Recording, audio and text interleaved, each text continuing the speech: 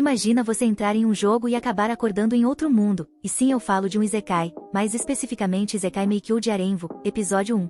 O anime começa com o nosso protagonista acordando em um celeiro. Depois ele se lembra que ele estava prestes a jogar um jogo desconhecido no modo mundo antigo. Após isso ele diz não se lembrar mais de nada. Nosso prota vê que tem uma habilidade de identificar. Essa habilidade permite nosso protagonista ver tudo ao seu redor, idade, classe, nível e muito mais. O nosso protagonista pega uma sandália que está na porta do celeiro, e depois usa sua habilidade de identificar para ver o que há de mais interessante no celeiro. Ele vê que tem um item chamado Durandal, que em outras palavras é uma espada, e ele também acha um anel. Nosso prota finalmente sai do celeiro e vê um fazendeiro e um camponês de níveis diferentes. Depois vemos os camponeses se preparando para enfrentar os ladrões. Então começa um confronto entre os camponeses e os ladrões. O nosso protagonista aproveita que todos estão lutando e vai lutar também, até porque ele acha que tudo aquilo que estava acontecendo não passava do primeiro evento do jogo. Ele aproveita que os ladrões estão lutando contra os camponeses e corta a cabeça do líder dos ladrões, como se estivesse cortando manteiga. Nosso prota acaba confrontando todos os outros ladrões e, como o nosso prota é um praticante de Kendo, ele passa a espada em todos os bandidos. Depois de uma tarde cortando os bandidos, o chefe da vila chega para prestar seus agradecimentos ao prota, e também retribuí-lo pelo favor que ele fez para a vila, de exterminar os ladrões.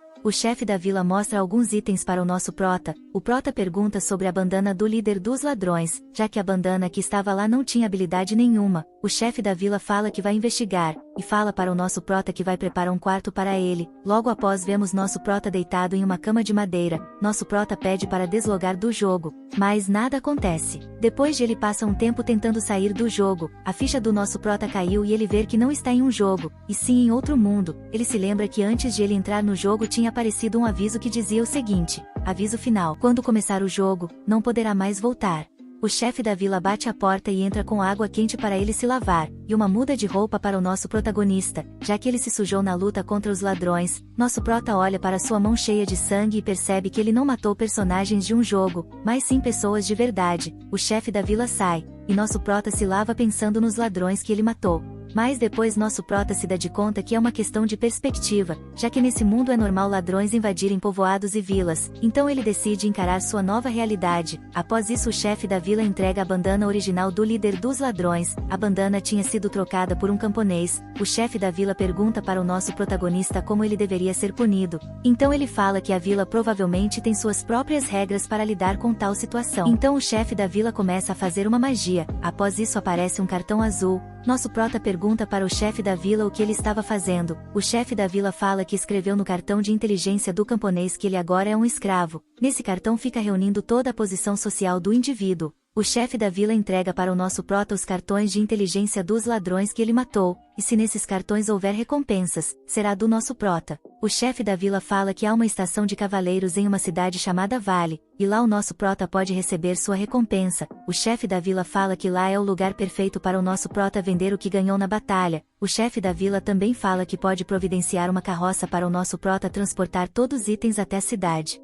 No dia seguinte vemos o nosso prota indo em direção à cidade de Vale. Ele chega na cidade e vai direto para a estação dos cavaleiros. Chegando lá uma cavaleira fala que os ladrões que o nosso prota derrotou eram um bando que costumavam ficar na cidade, e que havia recompensa por 2 deles. Ela também fala que ele será pago, mas antes nosso prota tem que mostrar o seu cartão de inteligência. Então ele estende o braço para o cavaleiro, que rapidamente invoca o seu cartão de inteligência. O cavaleiro fala que tá tudo certo com o cartão do nosso prota. A cavaleira joga o dinheiro para o nosso prota. Logo depois vemos nosso prota andando de carroça pela cidade. O carroceiro pede para ele não ficar olhando muito para algumas áreas da cidade, pois tem lugares não muito seguros. Ele também fala que há bordéis. Nosso prota então fica louco pensando um monte de safadeza. O carroceiro chama nosso prota e fala que eles já chegaram na mansão do mercador de escravos. Eles entram na mansão, e o mercador de escravos chega. O mercador de escravos fala que ficou sabendo que eles queriam vender um escravo, que inclusive é aquele camponês que trocou as bandanas. O escravo é vendido para o mercador de escravos por 30 mil nars. Após isso,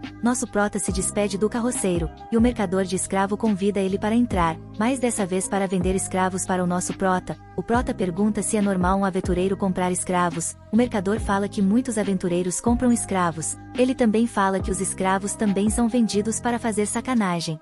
Então nosso prota fica louco pensando um monte de safadeza, uma garota dos peitão oferece chá para o nosso prota, e ele só falta ter um treco. O mercador de escravos fala para o nosso prota que ela é a escrava mais recomendada no momento, ele fala que ela é uma mulher lobo, uma guerreira bestial, e que ela seria muito útil em um labirinto. E ela também tem outras vantagens, mas eu não vou dizer aqui porque é só sacanagem. Esse vendedor de escravos é muito sacana, e o nosso prota também. O vendedor de escravos fala que ela pode ser vendida para o nosso prota por 422.800 mil nars. O nosso prota fala que não tem como pagar esse preço. O comerciante de escravos então fala que não pode fazer nada por ele. Nosso prota é encaminhado até a porta. Quando ele ver a garota, o comerciante de escravos fala para o nosso prota que pode esperar por 5 dias e mandar o nosso prota juntar o dinheiro necessário. Ele vai até a escrava e fala que o nosso prota ficou interessado nela, então a escrava vai cumprimentar nosso prota. Após isso nosso prota sai da mansão do mercador de escravos determinado em comprar a escrava.